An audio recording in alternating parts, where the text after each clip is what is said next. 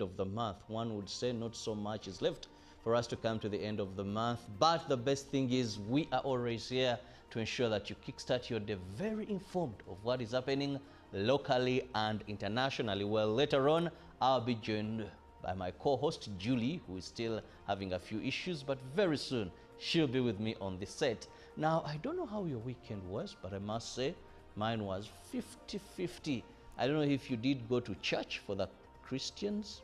I don't know for the Adventists if you made it on Saturday. And if you're a Muslim, Friday still. Put God first and the rest will follow. The Bible says, seek ye first the kingdom of God and the rest will follow. So much happened actually throughout the weekend. Of course, scars of what transpired in the NRM, that is Mayor and LC5, are still so much among the people. Many are still running to Dr. Tang Odoi's office to file complaints. Others are nursing wounds. Others are trying to gather evidence. I was speaking to one of them.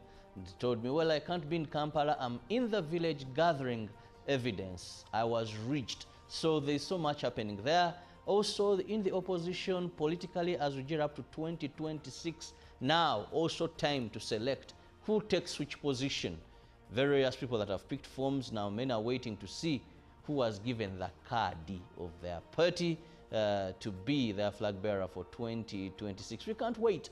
What will the National Unity Platform put on table? What will Democratic Party put on table? And of course, the PFF also has quite a number that picked forms. Now, also away from that, well, police still insists they are managing the situation and calling upon people to ensure that they are calm. And of course, globally, Google comes out and accepts that actually they did do what they were supposed to do as far as warning people in time and also giving them the warning that they deserve that was so prox to the area where there was an earthquake. But these are some of the stories we'll be looking into, and more so when Julie comes in. But let me first take you through some of the stories that dominated the local scene. Now, we begin with the Ahmadiyya Muslim fraternity, where the global head of the Ahmadiyya Muslim community spoke out strongly against misuse of religion to treat women or to mistreat women. Addressing thousands at the community's annual convention in UK, Hazrat Mirza Mansoor Muhammad said Islam placed clear limits on polygamy to prevent abuse, not promote it. He said women are precious and should be treated with love and respect, never as inferior or second class. Now, Uganda Scouts Association was blocked from accessing the Kazi Scouts grounds after security forced them out and denied them entry, those that had not yet entered. Now, they were forced to hold their convention near Kubo Central. The group appealed to President Yoweri Museveni, who is their founder, to intervene in the matter.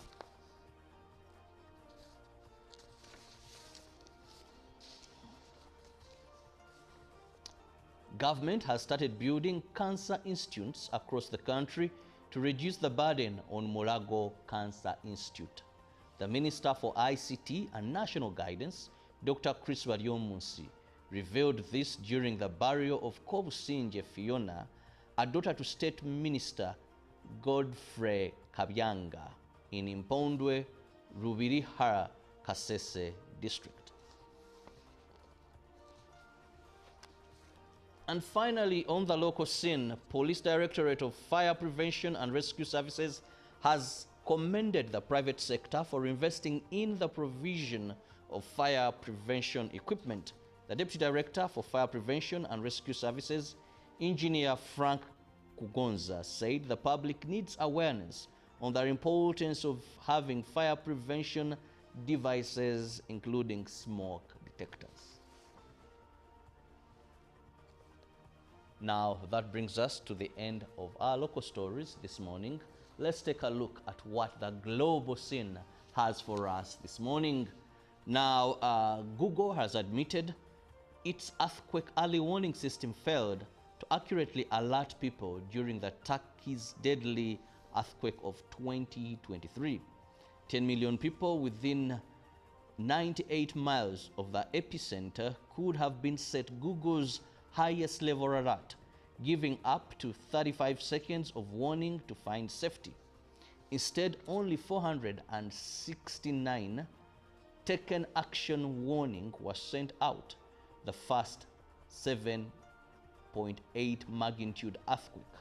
Google told BBC 500,000 people were sent a lower level warning, which is designed for a light shaking and does not alert users in the same proximity. The tech giant previously told BBC the system had performed well. The system works on Android devices, which make up more than 70% of phones in Turkey.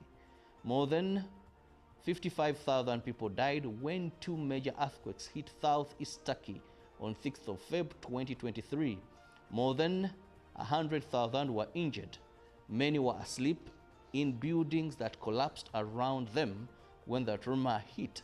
Google's early warning system was in place and alive on the day of the earthquake. However, it underestimated how strong the earthquakes were.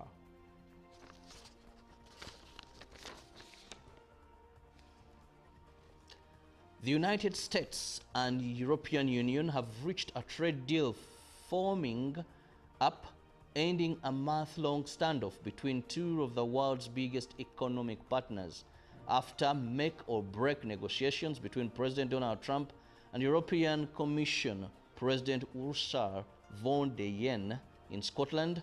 The pair agreed a U.S. tariff on all European Union goods of 15%.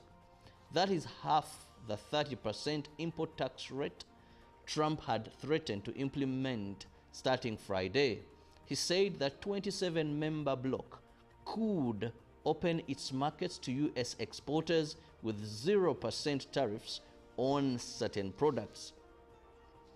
Von der Leyen also hailed the deal, saying it would bring stability for both allies, who together count for almost a third of global trade. Trump has yielded tariffs against major U.S. trade partners in a bid to record the global economy and trim the American trade deficit, as well as the European Union. He has stuck tariffs agreements with the UK, Japan, Indonesia, Philippines, and Vietnam, although he has not achieved his goal of 90 deals in 90 days. Sunday's agreement was announced after private talks between Trump and von der Leyen at Turnberry Golf Course in South America. Now, moving on, dozens of people have been killed in an attack by an Islamic State affiliate in Northeastern Democratic Republic of Congo, local officials say. About 20 of the dead were worshippers taking part in a night vigil at a church in the town of Komanda when they were attacked by Allied Democratic Forces ADF fighters, they said. Nearby shops and businesses were looted and set on fire. The ADF emerged in Uganda in the early 1990s, accusing the government there of pursuing Muslims, but is now a terror group based in RDC. It is now a terror-based group based in DRC Congo, where it regularly attacks civilians of all religions, as well as in Uganda. It has since become part of the Islamic State Central African province, which also includes groups in Mozambique. According to research by BBC Monitoring, nearly 90% of ISIS operations are now carried out by affiliates in Africa. A civil society coordinator in Commander told the Associated Press that more bodies could be found after the last attack. Now, with that, we take you around the world and also you get to know what has happened here in the country. Allow me also take a look at what is trending in the papers this morning. And we will start with the New Vision this morning and check out what the print media has for us. looking at the vision this morning, we see petitions, tribunal set, hearing date. Now the hearing dates are out for those that did a petition following the NRM primaries. Now Museveni congratulates NRM on LC5 polls and full list of hearing dates inside. So that's the reason why you should get the new vision this morning. Still looking at the new vision here, we see Uganda launches CHAN 2024, a new era for sports, and government stock farm turned into marijuana plantation. Government stock farm turned into marijuana plantation. Okay. Then there is O-level mathematics, competency-based mock exams, and we have Museveni urges youth to expose corrupt officials. Uganda awarded 14.1 billion in Rift Valley Railway's case. Oh, some good money coming in there. And now allow me quickly move to the Daily Monitor this morning. What is in the Daily Monitor? Anatomy of vote rigging. What a headline in the Daily Monitor this morning. And still here Museveni launches CHAN 2024. We have the president there launching CHAN. And Besigye Rutale sue Kenyan government over extradition. Now we wait to see how that case will also move on. Still looking at the Daily Monitor this morning, Akena's Delegates Conference sparks validity questions. 2026 very near, a number of parties still fidgeting.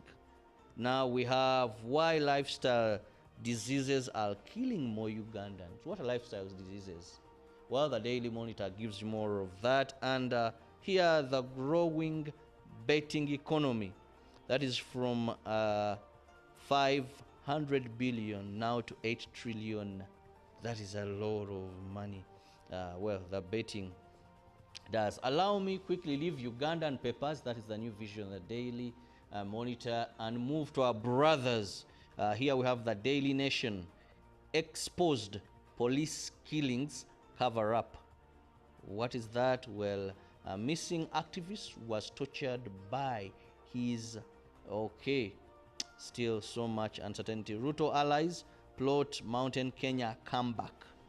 Will that be possible? The Daily Nation gives you that. Then police goons clash with opposition politicians. How did that happen? Now let me also look at what is in the Citizen this morning. In the Citizen's domestic homicide shine crime spotlights on family relations. Then mortgage lending rises, but owning homes still exclusive. What to expect as CCM shortlists its election candidates.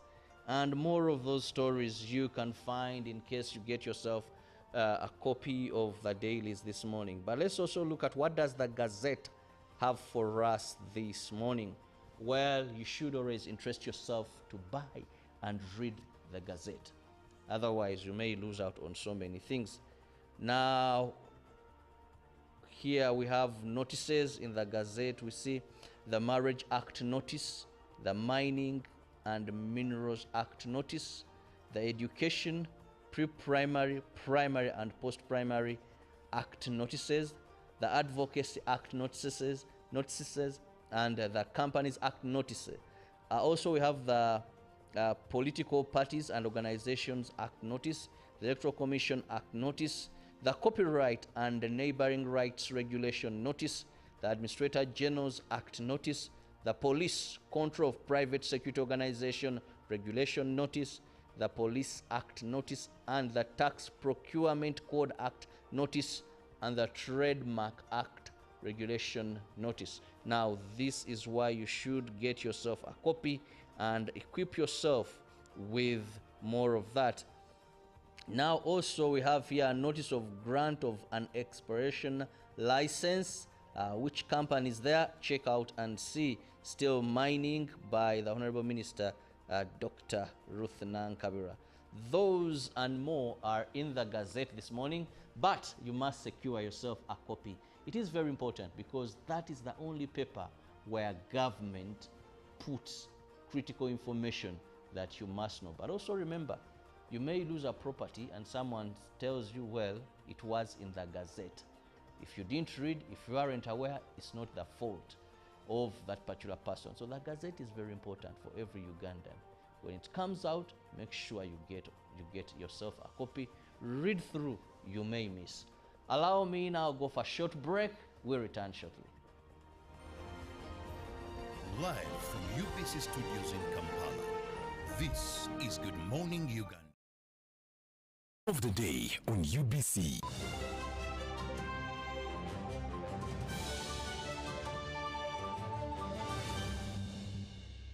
Was brought to you by I'll call you every day, yeah yo, baby don't know.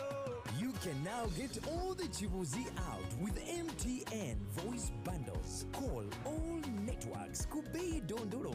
Buy a 25-minute voice bundle for only 1,000. Or buy any daily voice bundle of your choice. Dial *100 *21# and select daily or use the My MTN app. When we talk together, we are unstoppable.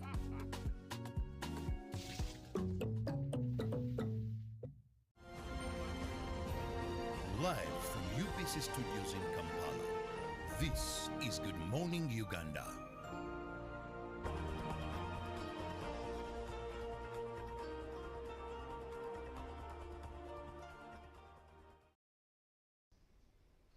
Hello there. Thank you very much for starting your week with us. I'm Robert Chirabo Nyonyitono. Welcome to Good Morning Uganda. This lovely Monday, as of course we are quickly coming to the end of the month. One would say not so much is left for us to come to the end of the month, but the best thing is we are always here to ensure that you kickstart your day very informed of what is happening locally and internationally. Well, later on, I'll be joined by my co-host Julie, who is still having a few issues, but very soon she'll be with me on the set. Now, I don't know how your weekend was, but I must say mine was 50-50. I don't know if you did go to church for the Christians. I don't know for the Adventists if you made it on Saturday. And if you're a Muslim, Friday still, put God first and the rest will follow. The Bible says, seek ye first the kingdom of God and the rest will follow. So much happened actually throughout the weekend. Of course, scars of what transpired in the NRM, that is Mayor and LC5, are still so much among the people. Many are still running to Dr. Tang Odoi's office to file complaints. Others are nursing wounds. Others are trying to gather evidence. I was speaking to one of them. He told me, well, I can't be in Kampala. I'm in the village gathering evidence. I was reached. So there's so much happening there. Also in the opposition, politically, as we get up to 2026, now also time to select who takes which position.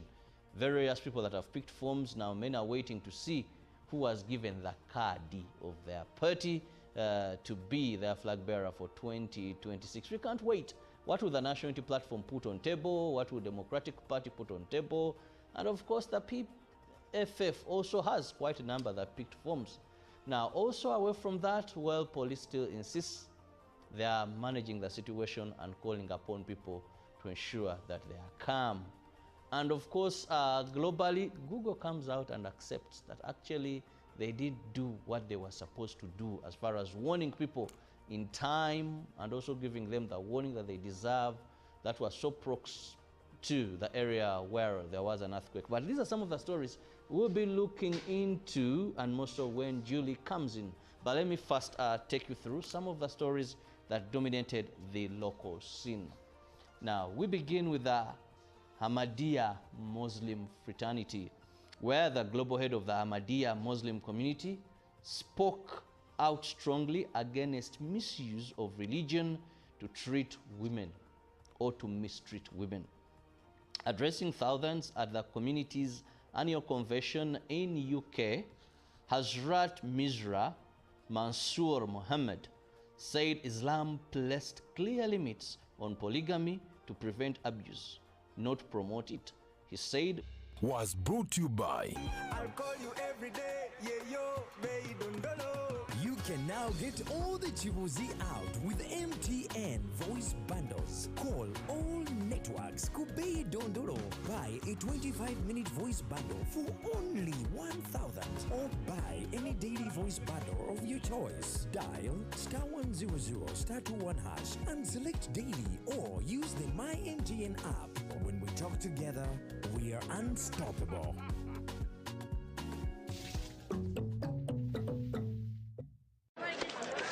Juko. Yo. What you go? Check the shopping, man. What's your secret? Uganda wange, haven't you heard of the parish development model PDM? Yes, I did, but I thought it was just a talk. I know, Sebatia. It is real. I and a few friends together formed a circle, accessed money from the PDM, invested in a portrait project, and now things are moving. Juko. I thought I was one of your friends. You are. But you left me behind. I didn't leave you in poverty. What you do, just visit your LC2 chairperson and your parish chief and start the process of economic transformation. Just like that. The parish development model is an initiative from the government of Uganda through the Ministry of Local Government designed to transform all lives of Ugandans for the better. PDM, my parish, my development, my life.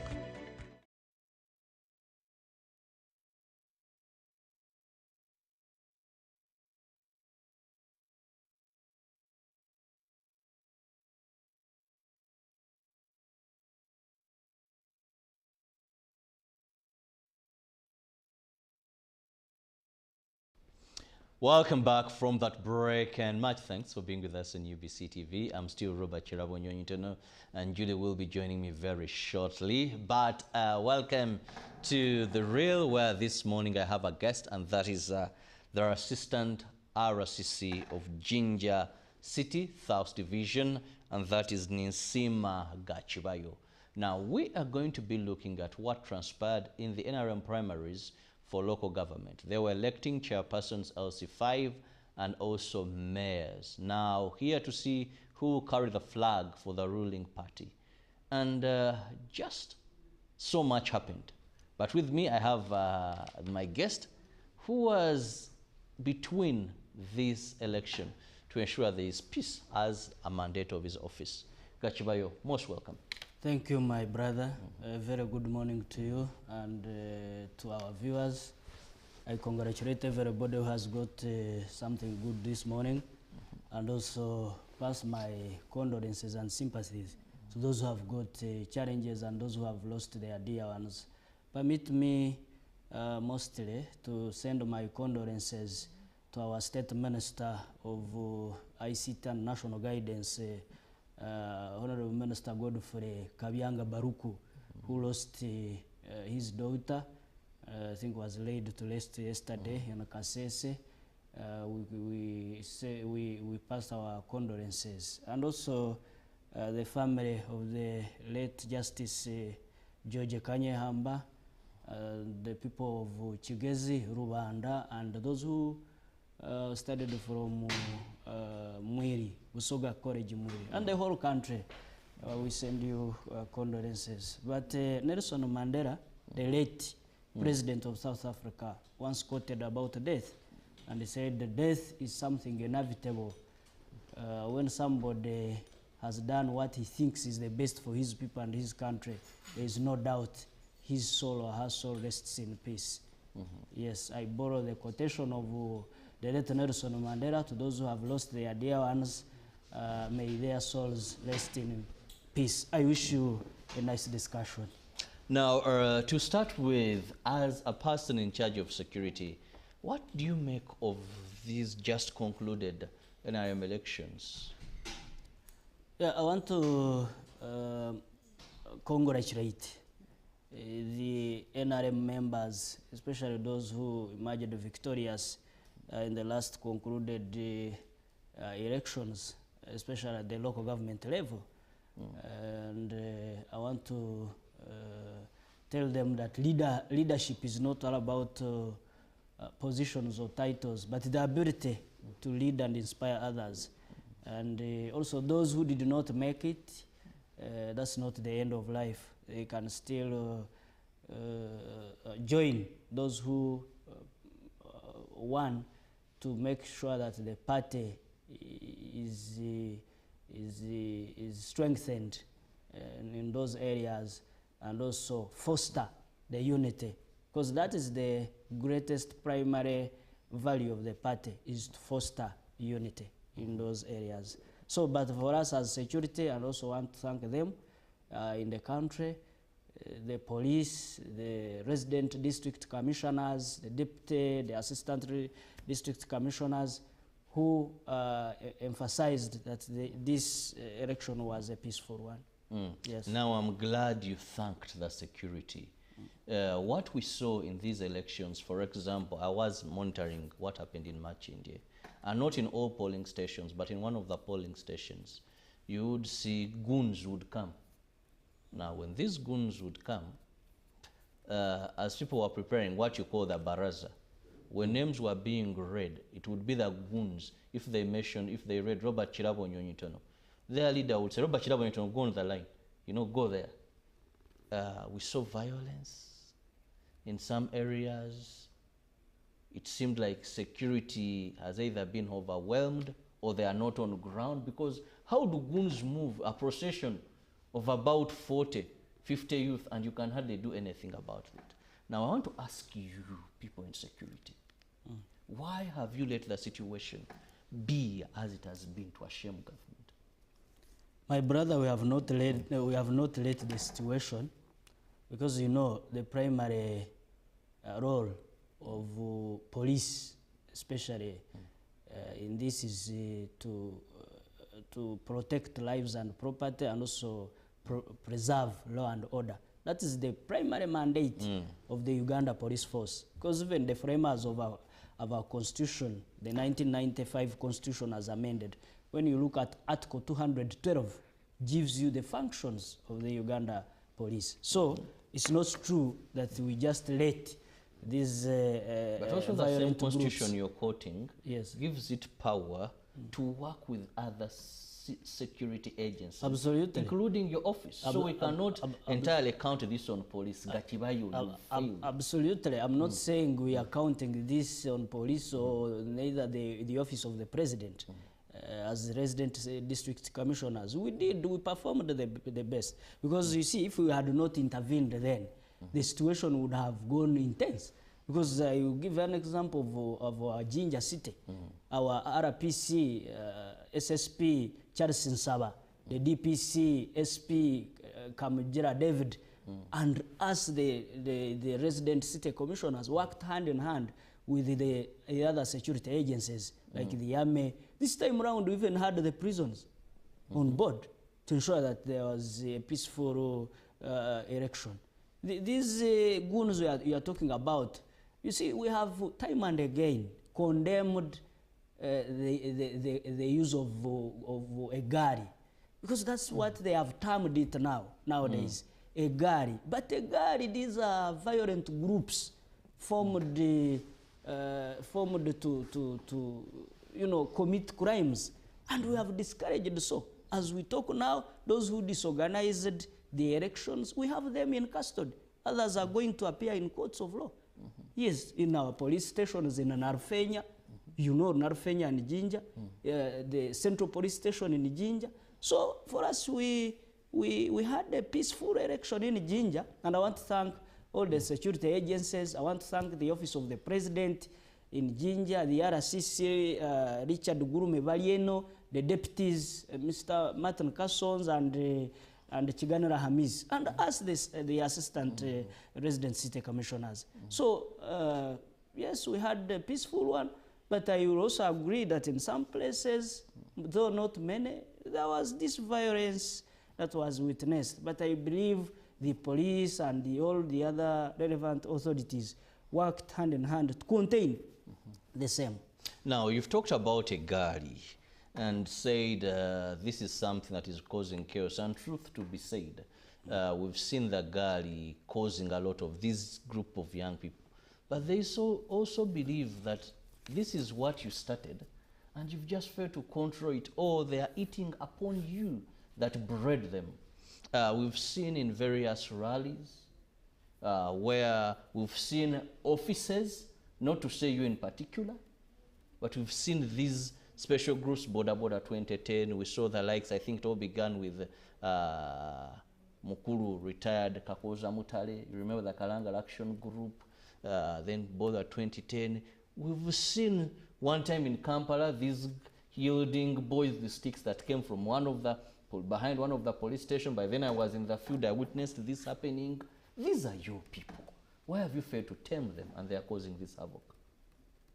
I may say they are not our people because whose people anyway? Like I said, the primary role of the security agencies is to ensure that the law and order prevails in this country. So are these people who were used to do this, and maybe others coped it, and you can't, and you're finding it hard to understand how you break it completely?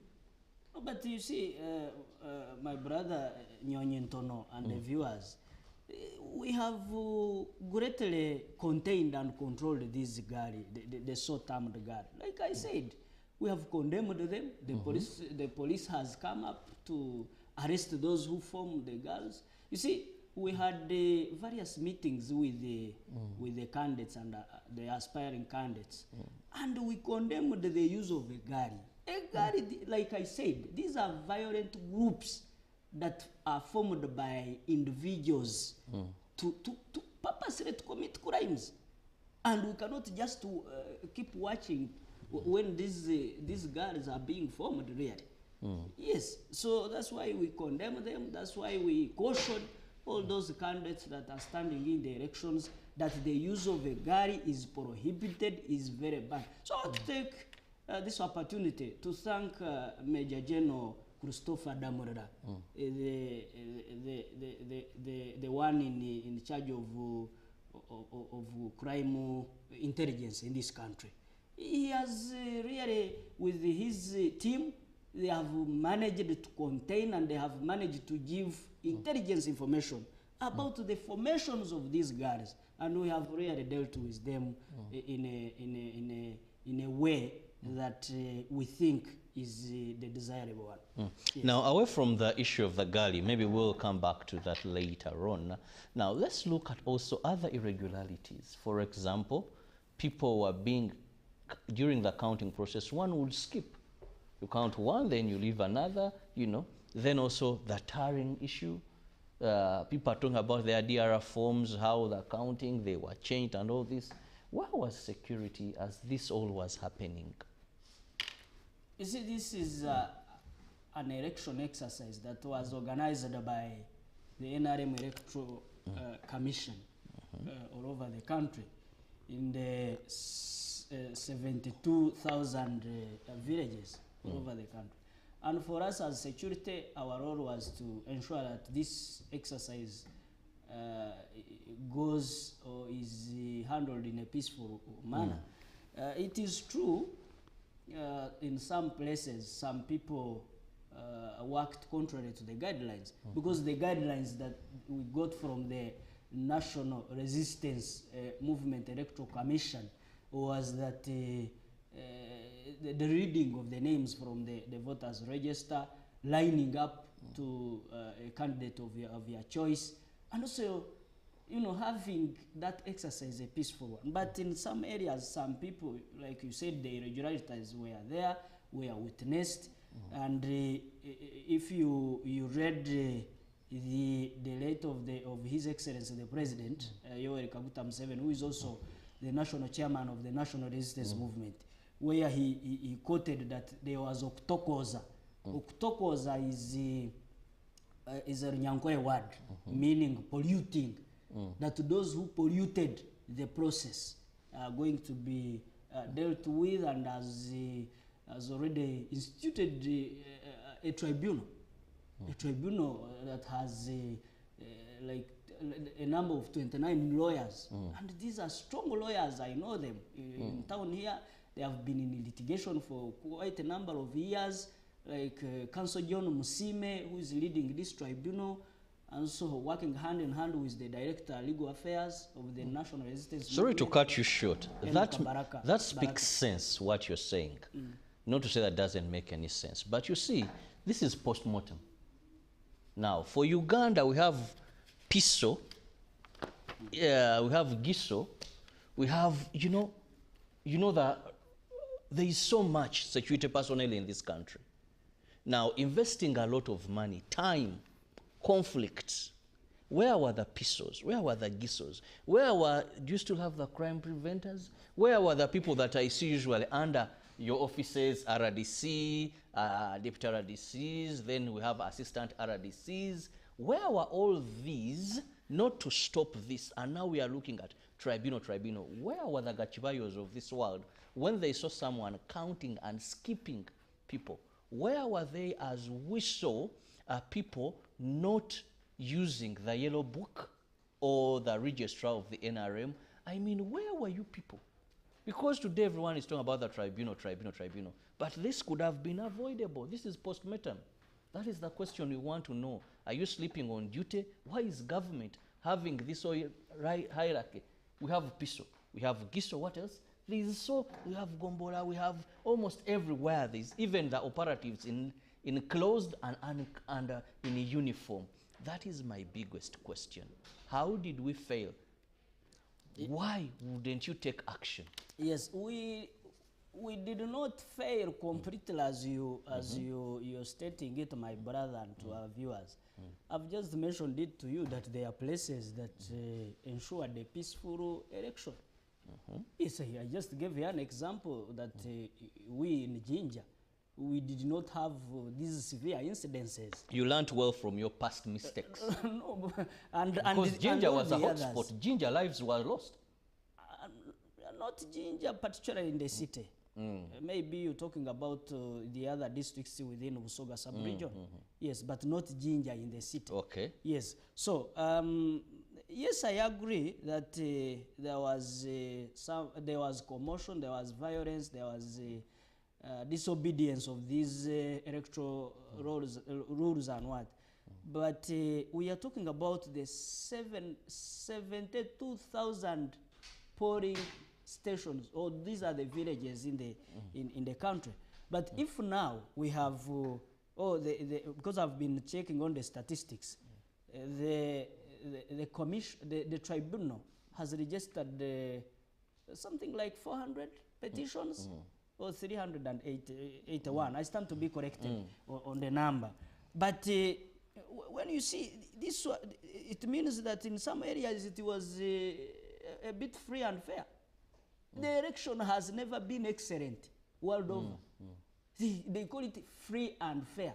It means some challenges may come, may rise, may do what. But the good thing of the NRM, the party is built on consensus and democratic ideas.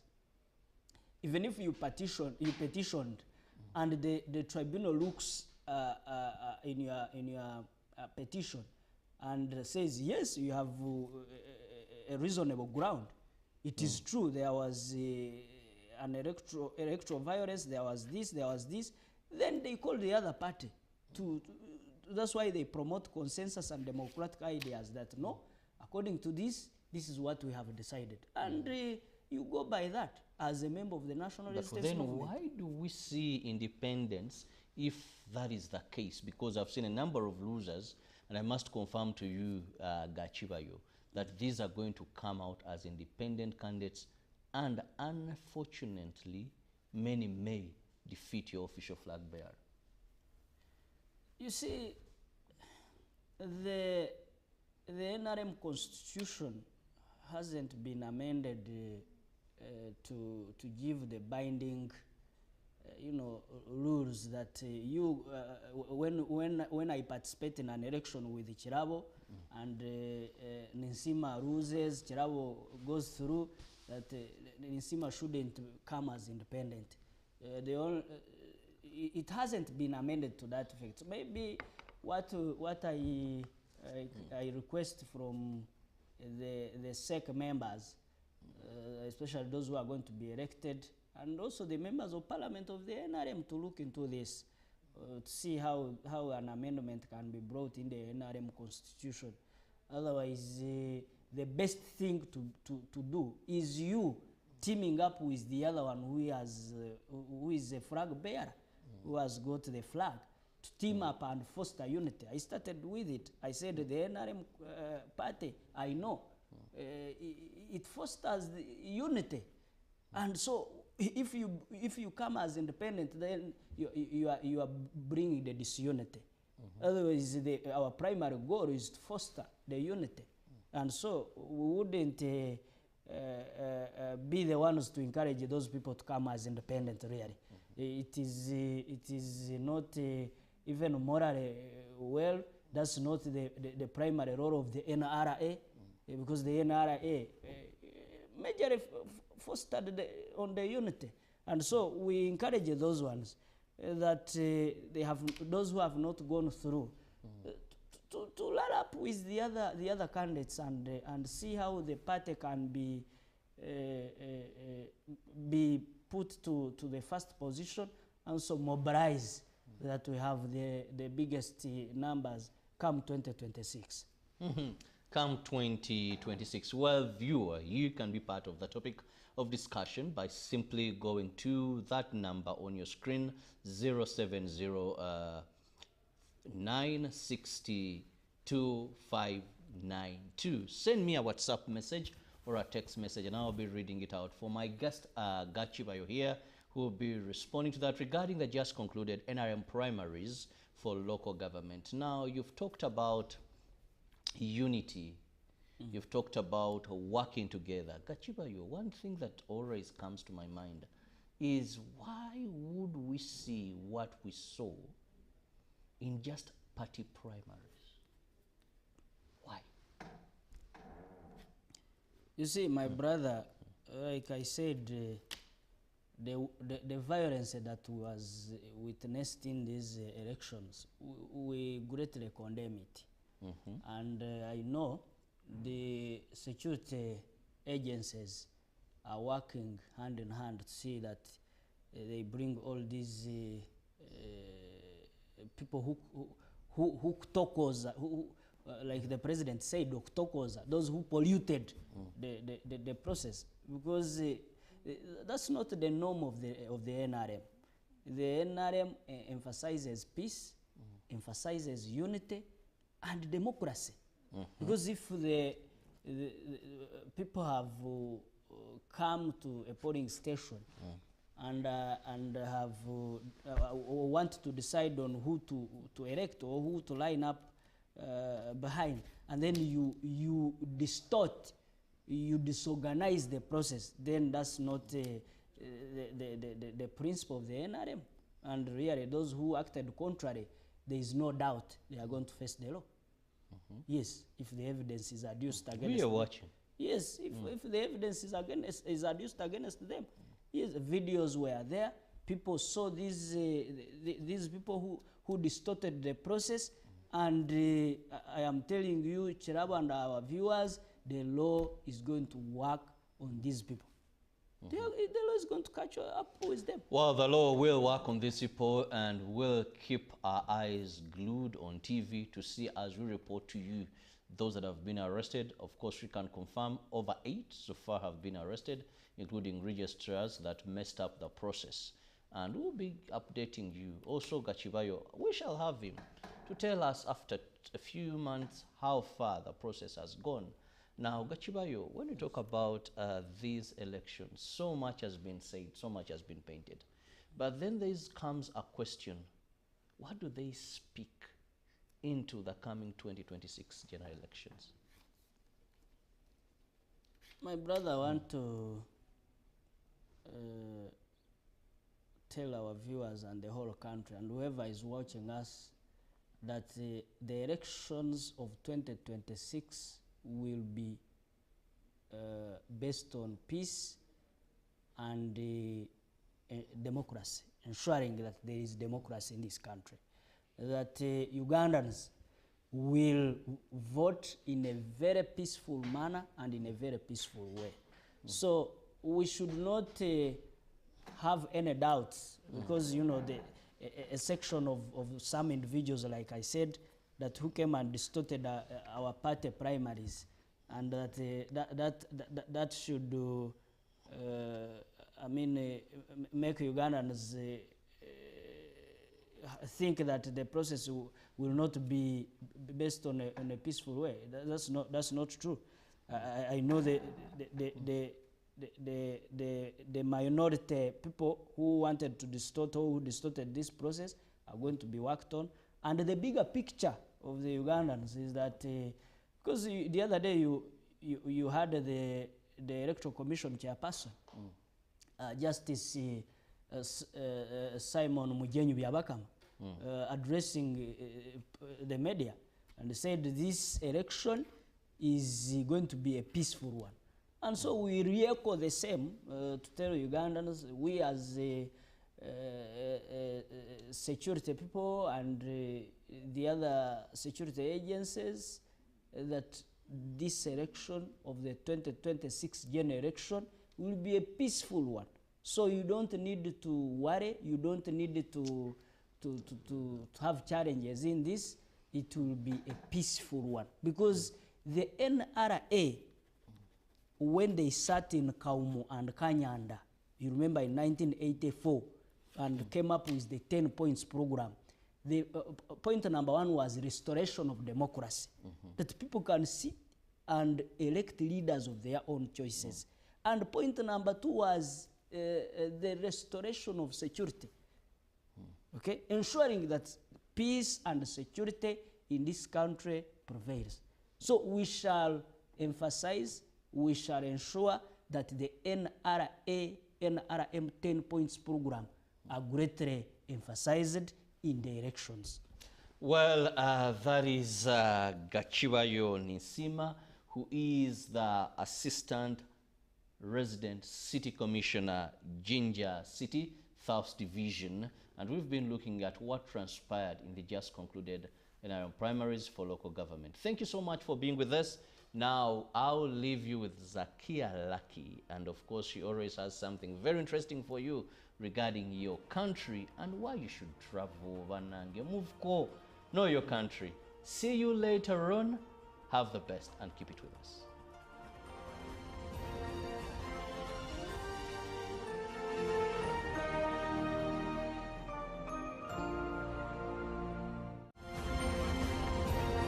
Live from UBC Studios in Kampala, this is Good Morning Uganda.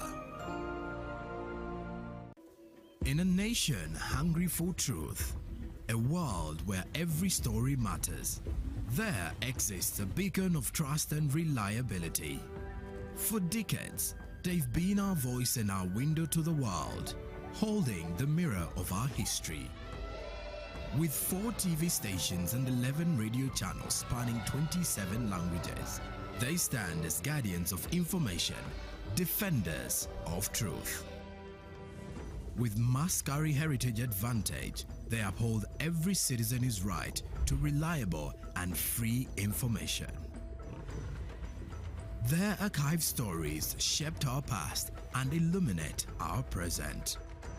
Yet now, as new challenges arise and the world evolves, their mission faces its greatest test yet. Be part of our journey and let's navigate the unknown, uncover the untold, and safeguard our future together.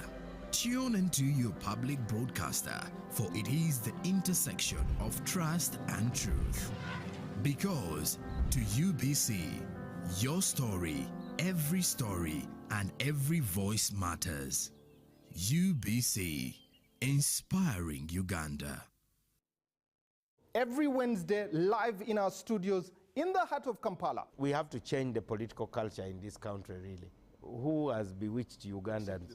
I want to assure you, as government, we shall do whatever it takes to ensure that Ugandans are safe. We have conversations that have analysis, explanation. This law society, this union of theirs, because they want a job everywhere, they want to be this, they want to be that, they want... No. We know it's a union. You cannot be making a road, bitumen grade 1, in Congo for 5 billion.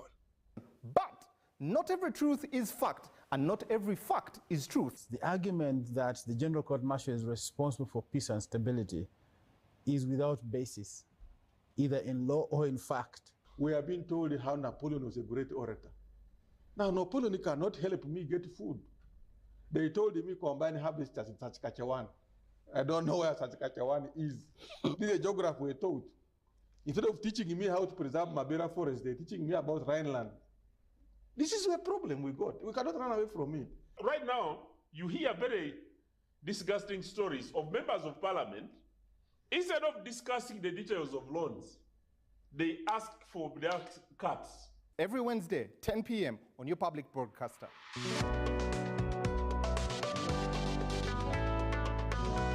All on your public broadcaster, UBC, inspiring Uganda.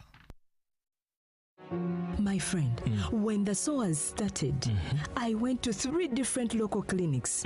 Can you imagine I spent money on creams, pills, even injections? Nothing worked. I didn't know it was Mpox. By the time I tested for Mpox, I had almost spent all my savings. How I wish I had gone straight for the Mpox test. I could have saved that money and time and started healing sooner.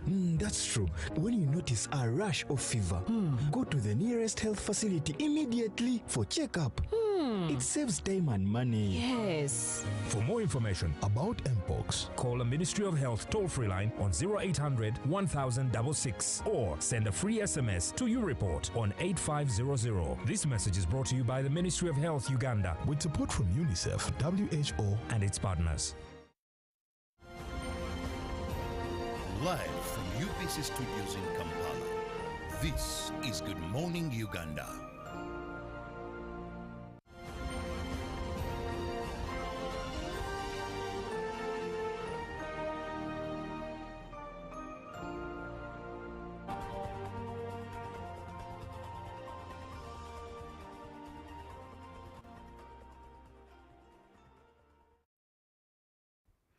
That was it from the newsreel. Good morning, and once again, thank you for joining UBC. We are on Good Morning Uganda Tourism Express. Happy New Week. I hope we attack this one with positivity. Well, this morning we're going to be discussing about unlocking Uganda's potential in tourism, of course, through tourism. And with me is Mr. Mark Namanya, who is the PR and Communications Chan or African Secretariat. You're welcome. Thank you. We are happy to have you on the show with us. My pleasure. Yes, we've been seeing Chuck. Actually, for me, I've been seeing Chan over social media, but I believe so many have the same questions, wondering what is Chan, what is happening, what is this that we are seeing all over? So Chan, in full, is the championship of African nations. It's a tournament which is played amongst African countries, but for purely home-based players. So in the case of this tournament, which is going to start on August 2nd up to 30th, the teams which will be playing in Uganda, Kenya, and Tanzania will be full of players who are playing in their domestic leagues. You don't have, the players who will be coming from South Africa are only playing in the PSL in South Africa. Okay. The ones who will be playing in Uganda, who will represent the Cranes, are the footballers who are only playing in the Uganda Premier League. So you will not have players who are playing in Scotland, in Cyprus, in South Africa, from EPL. So it's really a tournament. It's a continental tournament of home-based players. Home-based players, you mean tapping into the virgin talents? So players of the countries coming here, the players representing them play in their domestic leagues. So they're trying to see just how good their leagues, as you've said, are when put up against the teams from the players of the various other leagues on the continent. So in this case, you could, by extension, say that it's a test of the Uganda Premier League against, say, the PSL and the Algerian League, and then the league in Guinea and the league in Niger, because those are the teams in Group C in Uganda. Uganda has to compete against Niger, Guinea, Conakry, South Africa, and of course Algeria. Yeah. Talking about Uganda hosting, we did see the president launch this particular one. What does it mean for Uganda hosting in your view? It's a massive opportunity for this country. It's a huge story because we've come a long way as a country which had no defined sporting culture. But by hosting tournaments of this magnitude, we're moving into the sort of direction which will position us as a country which is strong in sport. Obviously, a series of events have led us to get to where we are.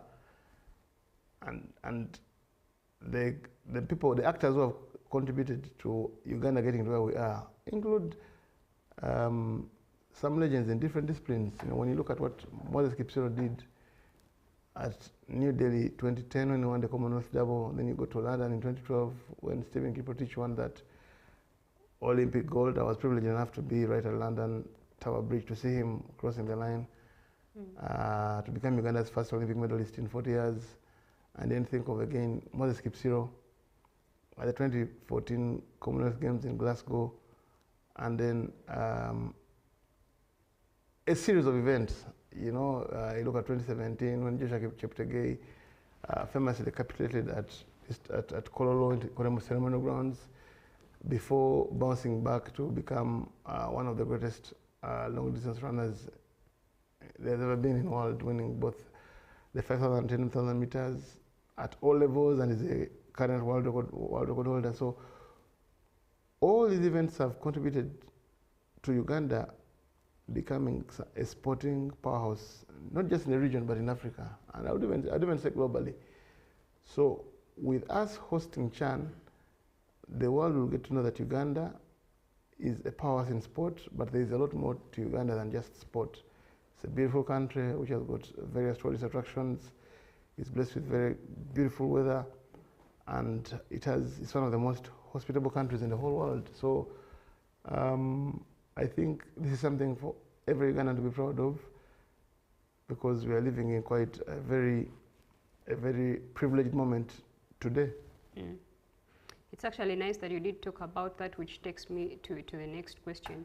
Most people see CHAN as just for football, but what other dimensions does it position Uganda, especially being a tourism destination? There are many things about CHAN. Obviously, it's a football tournament, so it's going to be viewed as a football event, and rightly so. But the opportunities for Uganda to cash in. Ugandans can actually make money out of CHAN, and you don't have to be a very, very big person in a very, very big office to cash in on CHAN. We're going to get an influx of visitors starting with this week. People are going to be coming to the country. These people need accommodation. These people will be partaking in the abundant nightlife that Kampala affords to many other visitors. I've been to certain other countries, which I was in OEM in 2017 when Uganda qualified and competed at the AFCON in Gabon, and there was nothing in OEM.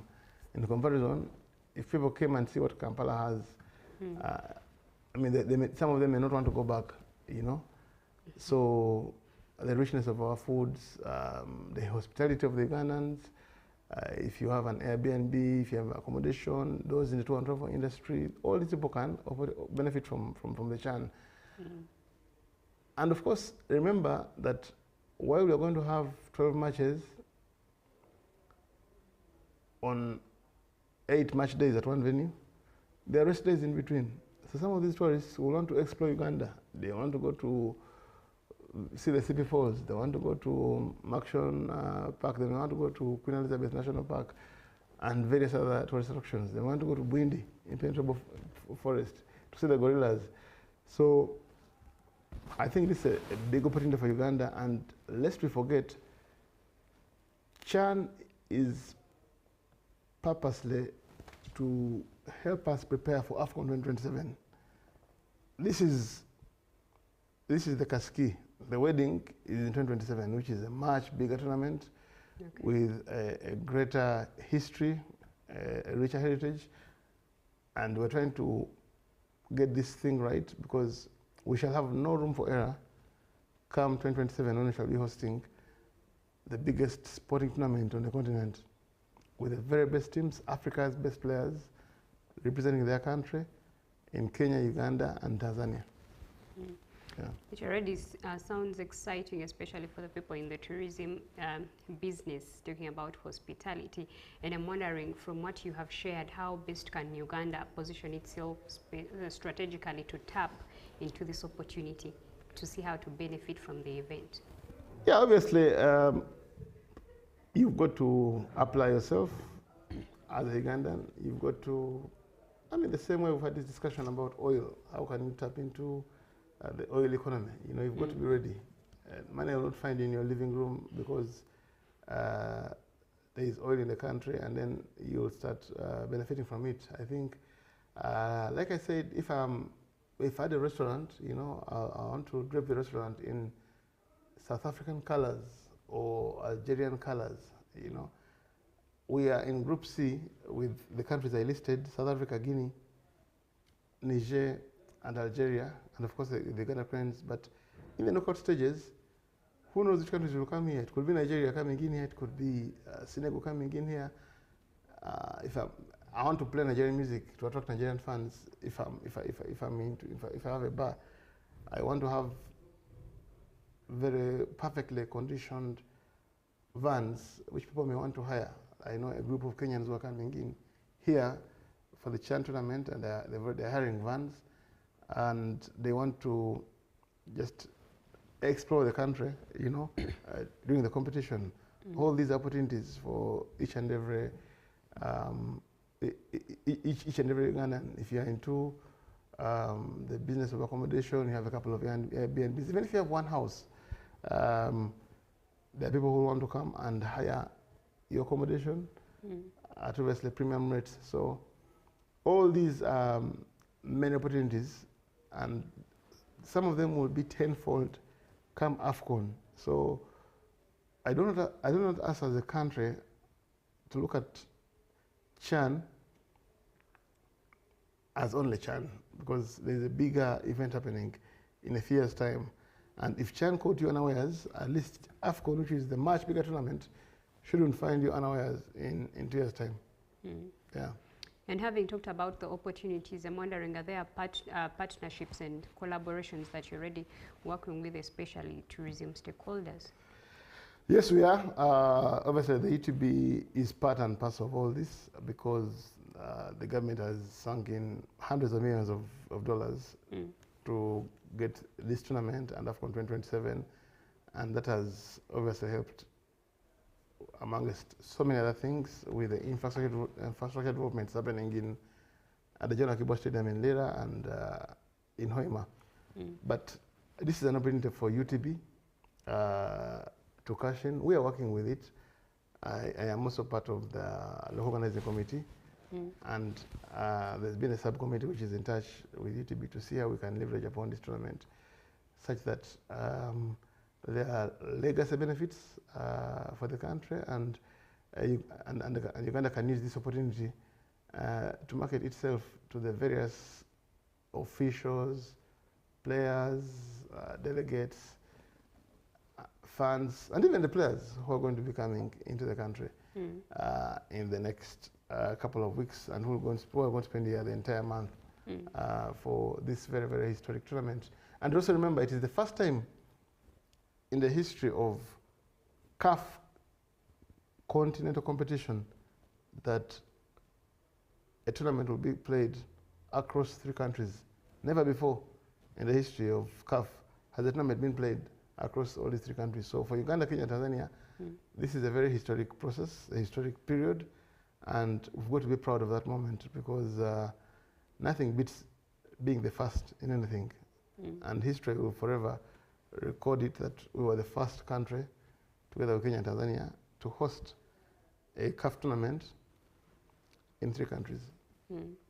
Talking about that, I'll come in as a jealous Ugandan who is wondering if it's going to be hosted in the 3 countries, then how do you intend to promote the culture here, tourism, and get these people visit and maximize Uganda without taking the money all the way to Kenya or Tanzania? Like I said, there are 19 countries which are competing in CHAN. 19 countries. Some are in Kenya, some in Uganda, some in Tanzania. And any one of them may come to Uganda, depending on how the group stages end. Even Uganda could end up playing in Kenya or Tanzania if we advance from the knockout stages. If we don't win our group, we shall fly and travel to play our next game in either Kenya or Tanzania. And vice versa. The same applies for Kenya and Tanzania. So I want to look at this in the prism of Africa coming to Uganda. First Africa coming to East Africa and Africa coming to Uganda. Many countries, none of us knows what is going to happen after the group stages, so any of the countries, like I said, could come here. I think we just have to prepare to embrace the world coming to Uganda.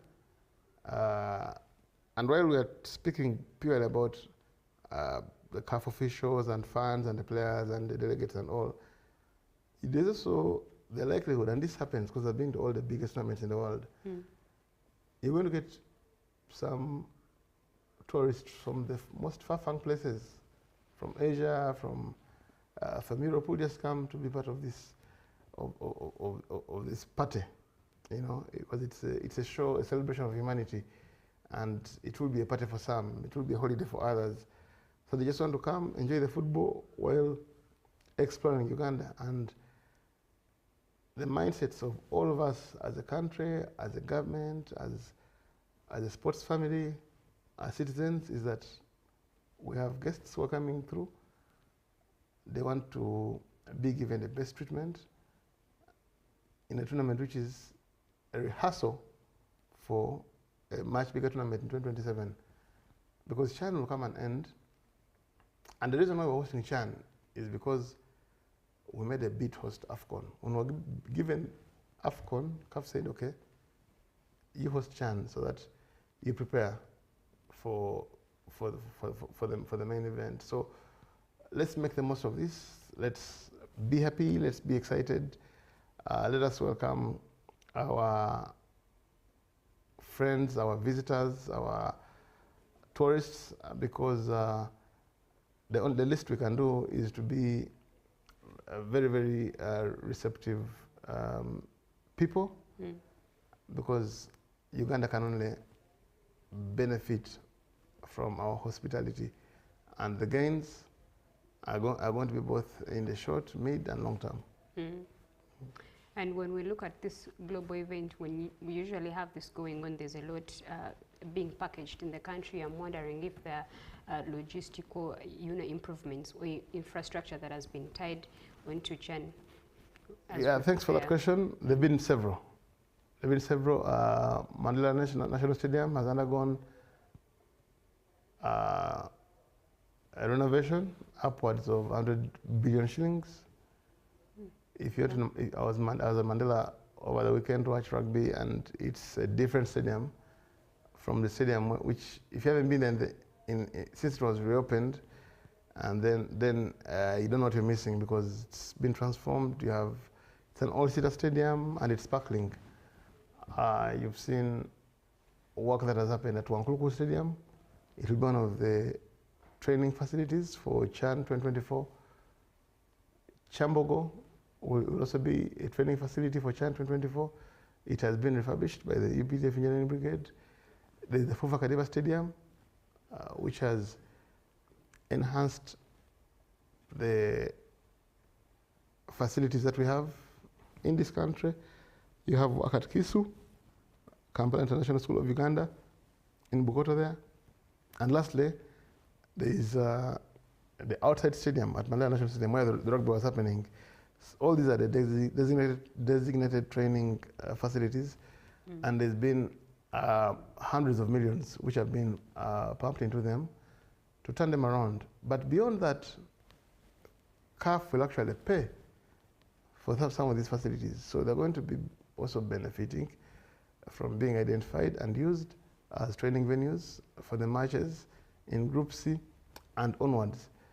So, again, like I said, these facilities are going to be there for eternity. Wankulukuku, the first time I went to Wankulukuku, it was quite an excuse of a sports facility. Today, if you go to Wankulukuku, there are floodlights, there is running water, there are proper dressing rooms, the pitch has been leveled, the grass is neat. I mean, it's the closest thing that you can say to a facility which is up to scratch. So we've got to be happy that all these things have happened because of Chan. Because without Chan, Wankulukuku would be, again, in limbo. You'd have a Chambogo which would have looked the same way it was, and listen, there would not have been any kind of transformative work done on all these places, including Fufakadiba Stadium. So these are some of the legacy benefits we're already enjoying from Chan even before a ball is kicked. Yeah. I can tell by what's being displayed on the screen, of course, how much improvement has been made. Now, as we come to the climax of this show, what message would you like to leave with the Ugandans towards this global event? As Ugandans, all I can say is we're ready as a country. Just buy your tickets, and the tickets have been made affordable. Just go to chan.tkt.ug to get the cheapest tickets. Tickets have been priced reasonably because we want every Ugandan to be in position to afford the match tickets. We want a packed Namboole Stadium. And remember, for the price of one, you watch 2 matches because Uganda's games will be double headers. All the games in Group C have been arranged in such a way that when you watch the first game at 5, you'll also automatically watch the game at 8. And all Uganda's games will be played at 8.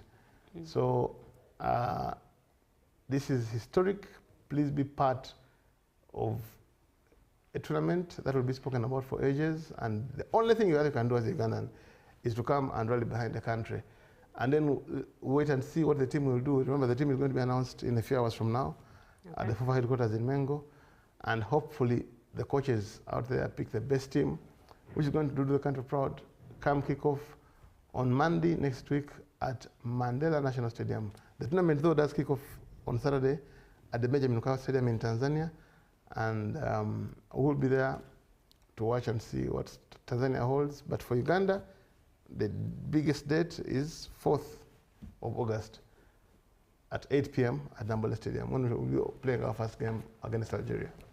Okay, on the 4th of August, let's secure the tickets. You got to hear how you can purchase one and be a part of this one. Again, 4th August, make sure you don't miss out. You can see it's very big opportunities for Uganda if you are in the tourism space business. Get yourself ready to tap into this one. Well, that was it from Good Morning Uganda Tourism Express, and coming in is Julie Nantaba with the business segment. Stick around.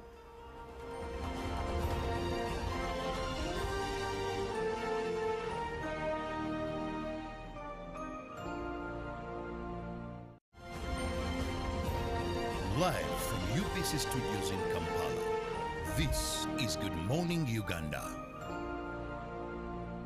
The stage is set, the teams are ready, and your voice could be the difference.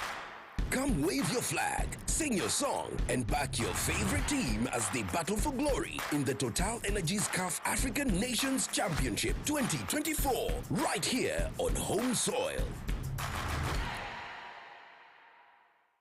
Across Uganda, the parish development model is paving the way for prosperity, helping families transform their lives through strategic farming practices, like the 4-acre model. In our Chibaro of 1996, we said first acre, put coffee. Second acre, fruits. The third acre, you put pasture for dairy cows. The fourth acre, for food, cassava. The good thing is that now cassava is also becoming a very good cash product, but at least for food. Then, mind you, the backyard. You put poultry for eggs, you put piggery. I'm in a 1-acre plot of land. In this 1 acre, Your Excellency, I practice this banana plantation. I also practice coffee. I also have dairy, Your Excellency. Every month, Your Excellency, I get 500,000 from these bunches. The 7 activities we recommended, they have a big global demand. We have 10,000 Nile tilapia fish and 10,000 African catfish. And when we sell our 10,000 tilapia, we get in one harvest 20 million shillings. Fruits, especially capsule, which is cold, can do very high value crops like apples. And then finally, those who are near the wetlands, like the ones in the Bukit who are wasting the wetlands, they should do fish farming, not in the center of the swamp, but at the edge of the swamp. From coffee farms to fish ponds, the 4-acre model is empowering Ugandans to transform their lives. The parish development model is your pathway to wealth creation. This message is brought to you by the Ministry of ICT and National Guidance. In a nation hungry for truth, a world where every story matters, there exists a beacon of trust and reliability. For decades, they've been our voice and our window to the world, holding the mirror of our history. With 4 TV stations and 11 radio channels spanning 27 languages, they stand as guardians of information, defenders of truth. With Mascari Heritage Advantage, they uphold every citizen's right to reliable and free information. Their archived stories shaped our past and illuminate our present. Yet now, as new challenges arise and the world evolves, their mission faces its greatest test yet. Be part of our journey and let's navigate the unknown, uncover the untold, and safeguard our future together. Tune into your public broadcaster, for it is the intersection of trust and truth. Because to UBC, your story, and every voice matters. UBC, inspiring Uganda. Hello, Kampala, Uganda. In response to the national call of strengthening the traffic security, Good Products Group HGO brand has officially launched the Rider Selection Campaign. Registration is now open. Visit www.riders.hgo.com. Complete your registration now for a chance to win exciting prizes including motorcycles, exclusive HGO gift boxes, and official rider vests, all while promoting safe riding awareness. This is how to participate. Pay the registration fee, invite 3 friends to form a team of 4, and your registration fee will instantly be refunded. Begin your journey of honor today. Don't miss this opportunity. Join the challenge, promote road safety, and become a pioneer rider. For details, visit the official Good Products website at www.hgo.com or call toll-free 0800-335-555 or visit our offices at Kingdom Kampala 3rd floor to register now and win prizes worth millions. Live from UBC Studios in Kampala, this is Good Morning Uganda.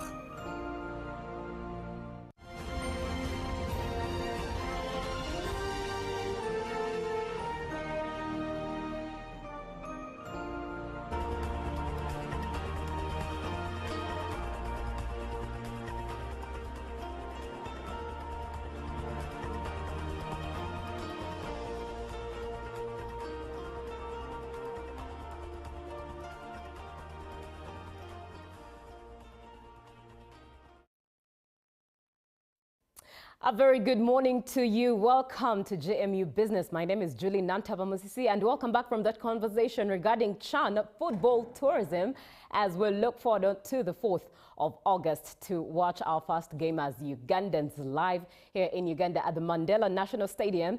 And the prices really are very affordable, I tell you. 10,000 Uganda shillings for an ordinary ticket, 30,000 Uganda shillings for a VIP ticket, and a VVIP ticket at 50,000 Uganda shillings.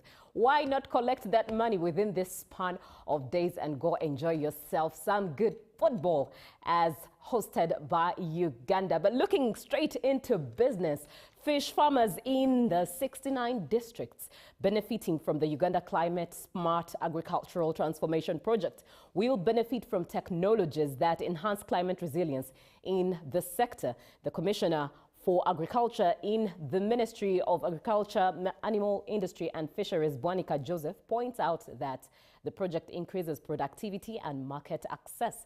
The Uganda Climate Smart Agricultural Transformation Project, implemented by the Ministry of Agriculture, Animal Industry and Fisheries, will run for 6 years in the selected 69 districts.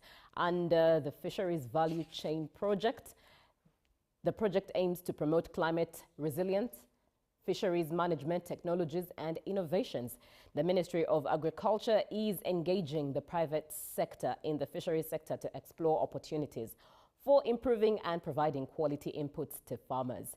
The project will accelerate Uganda's transition to a climate-smart, resilient and market-oriented agricultural system to improve productivity, strengthen livelihoods and enhance food security.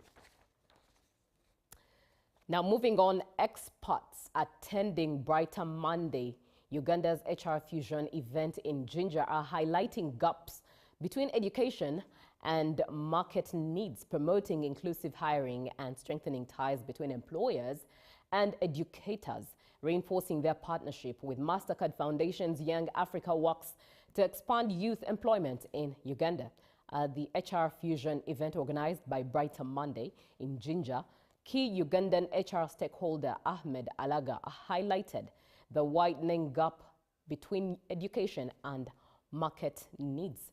Such forums enable regular employer engagement to align career support and training with real-world job demands. Head of Human Resources at Kakira, Susan Mataka, emphasized inclusion, advocating for a balanced workforce that embraces gender diversity, talent, refugees and persons with disabilities. Now, quickly, let's have a look at what the forex rates look like as of 25th July 2025. And the dollar was buying at 3,583.36 and selling at 3,593.36. And by midday, it was at 3,581.32, dropped a bit there, and selling at 3,591.32. And the US dollar closed in at 3,581.09, dropped there indeed, and 3,591 was its sell point, that is 0.09. And the British pound was buying at 4,834.47 and selling at 4,847.97.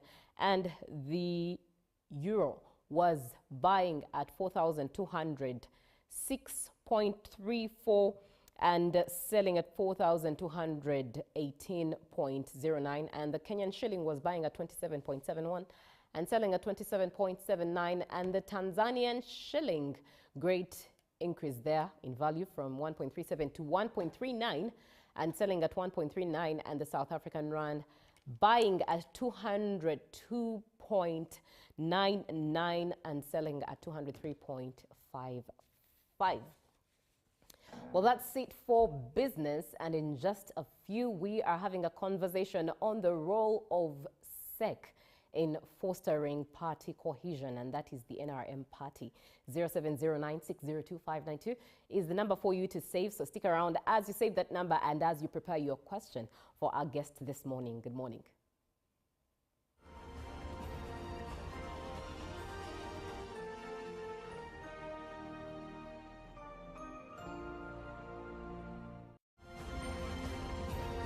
Live from UBC Studios in Kampala, this is Good Morning Uganda.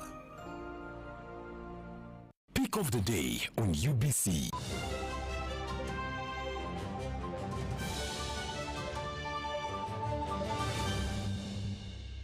Was brought to you by I'll call you every day, yeah, yo, baby, don't know. You can now get all the Chibuzi out with MTN voice bundles. Call all networks. Kubei Dondoro. Buy a 25-minute